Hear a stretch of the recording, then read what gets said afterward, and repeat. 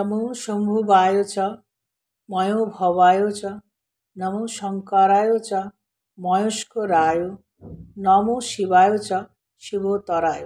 অর্থাৎ আনন্দস্বরূপ, সুখস্বরূপ, শান্তিস্বরূপ, মঙ্গলময়, অশেষ কল্যাণ নিধান জগদীশ্বর ভগবান শিবকে আমরা নমস্কার করি। ওম নমো শিবায় শান্তায় কারণত্রয় হেতবে নিবেদয়ামি চাত্মানং তং গতি পরমেশ্বর।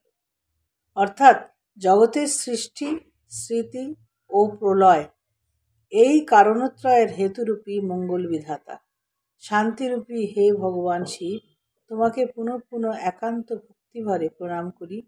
তোমার শ্রীচরণে আমরা নিজেদেরকে সম্পূর্ণরূপে নিবেদন করছি। হে পরমেশ্বর, তুমিই আমাদের একমাত্র গতি। নমস্কার, আমি শ্রী বলছি। কেমন আছেন আপনারা? নিশ্চয়ই খুব ভালো আছেন তো? তাহলে চলুন দেখি এবারে শিবরাত্রি কেন বিশেষ মাহাত্ম্যপূর্ণ। আমরা তো মোটামুটি সবাই শিবরাত্রি করে থাকি, মহিলারা তো করি, পুরুষরাও শিবরাত্রি করে থাকেন। এবারে শিবরাত্রি একটু নিয়ম মেনে যদি আমরা করি তাহলে আমাদের জীবনে ধন সম্পত্তি বৃদ্ধি হবে। একটি বিশেষ যোগ তৈরি হচ্ছে শিবরাত্রির দিন। শিবরাত্রি হিন্দুদের একটি বিশেষ ব্রতের পূজা। ফাল্গুন মাসে কৃষ্ণপক্ষে চতুর্দশী তিথিতে এই শিবরাত্রি আমরা মেনে থাকি। শ্রাবণ মাসেও শিবরাত্রি পুজো হয়, ফাল্গুন মাসেও হয়। ফাল্গুন মাসের মহাশিবরাত্রি বিশেষ মাহাত্ম্যপূর্ণ হয়। ফাল্গুন মাসের মহাশিবরাত্রি মানা হয় ভগবান শিবের সেই দিনকে প্রকাশ হয়েছিল লিঙ্গরূপে। এছাড়া এই দিন ভগবান শিবের সাথে মা পার্বতীর বিবাহ সম্পন্ন হয়েছিল। যদি আমরা মহাশিবরাত্রিতে ভগবান শিবের উপাসনা করি তাহলে আমাদের জীবন সম্পূর্ণ সুখ শান্তি প্রাপ্তি ঘটবে।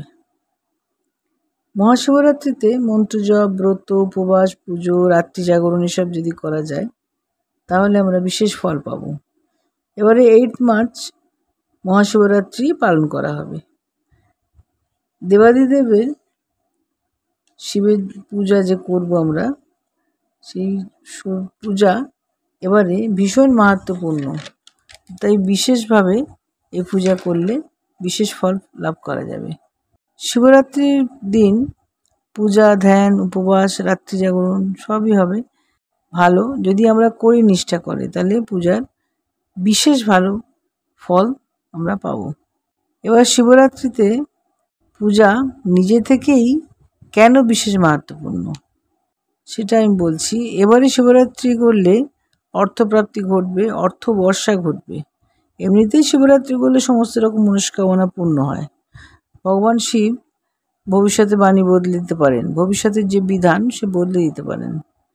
কথায় আছে ভাবি মে তিসাকে উত্তর পুরারি, ভাগ্য তিনি বদলে দিতে পারেন। ভগবান শিবের এতটাই ক্ষমতা।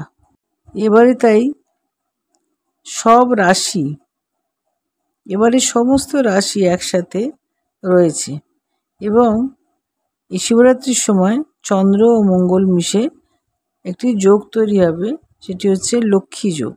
যে ধন সম্পত্তি প্রাপ্তির বাধা থাকে যা আছে সবাইকার, সেগুলো একদম কেটে যাবে, অর্থ সম্পত্তি বৃদ্ধি হবে। 3টে যোগ, বিশেষ যোগ তৈরি হচ্ছে এই দিন। লক্ষ্মী যোগ, গজকেশরী যোগ, শিব যোগ। এই 3টে যোগ তৈরি হয়ে একসাথে থাকবে বলে সেই জন্য এবারে শিবরাত্রিটা রোজগারের সমস্ত বাধা কেটে যাবে এবং অর্থের আগমন ঘটবে। যাদের বিবাহ হচ্ছিল না, বিবাহের বাধা কেটে যাবে। যারা বহু সমস্যায় ভুগছিলেন তারও সমাধান হবে। আমাদের এই শিবরাত্রি আমূল পরিবর্তন ঘটিয়ে দেবে প্রত্যেকের জীবনে। যারা শিবরাত্রি খুব নিষ্ঠাভাবে করবেন তাদের তো সব সমস্যার সমাধান হবেই। আমার এই ভিডিওটি যদি ভালো লাগে তাহলে লাইক, শেয়ার, সাবস্ক্রাইব করতে ভুলবেন না। রাধে রাধে।